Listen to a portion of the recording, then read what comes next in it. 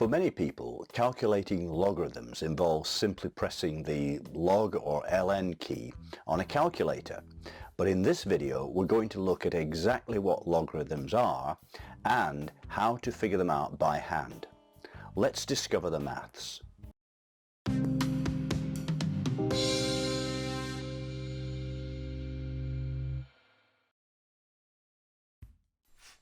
We'll start with the calculator before setting it aside. Let's say we need to calculate the log to base 10 of 5. The decimal logarithm is what's usually meant when you see log without any base specified, and it's what you'll get if you hit log on the calculator. So if we want log to base 10 of 5, we tap log 5 in the calculator, and out comes the result, 0.69897. rounded to 5 decimal places. Now, in higher maths, we're normally dealing with the natural or Napierian logarithm, which just means the log to base e. To obtain the natural log of 5 on a calculator, we just press the ln key followed by 5, and we get 1.60944, again rounded to 5 decimal places. But what if we have to calculate the log to base 2 of 8? If we pick up the calculator and try to tap in log to base 2, we're out of luck. There aren't any keys to logs in bases other than 10 or e. You probably know by now that on this channel we're keen on understanding the maths behind what we're doing.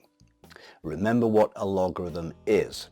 The log to base a of b, where a and b are positive numbers and are different than 1, is the value x such that a raised to the x equals b.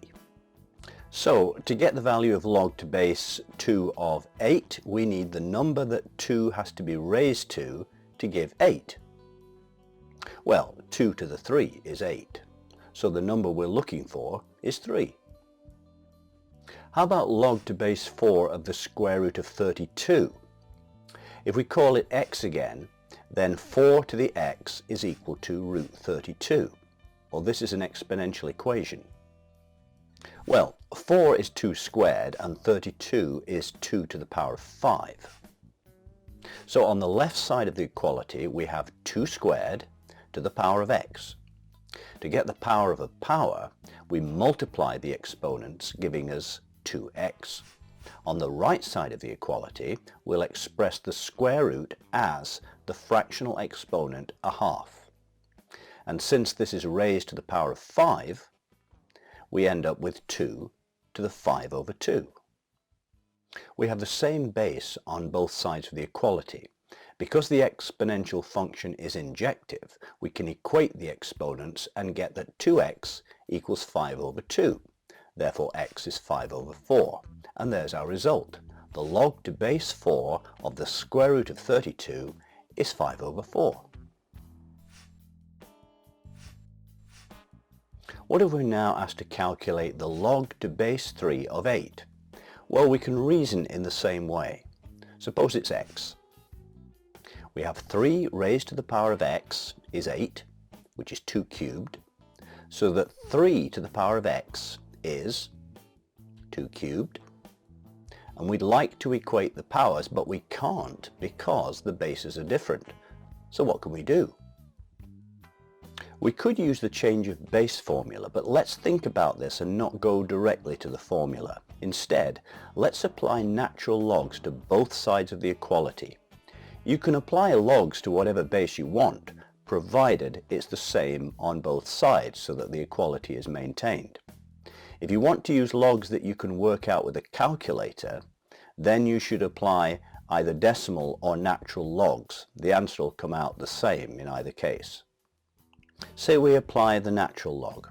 Then we have that the natural log of 3 to the x equals the natural log of 8. By the properties of logs, if we have the log of a power, the exponent can be taken out and moved to the front.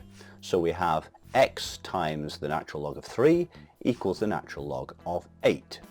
So that x equals the natural log of 8 over the natural log of 3. Using the calculator, the numerator and denominator are as shown, and if you do this division, you get 1.8927 to 5 decimal places. In general reasoning in the same way, we obtain the change of base formula for logarithms. This says that the logarithm to base a of b, where as always for logarithms a and b are positive numbers not equal to 1, is equal to the natural log of b over the natural log of a. Thanks for watching. I hope you found it helpful and useful. As always, please subscribe if you haven't already, and I'll see you again very soon to discover more maths.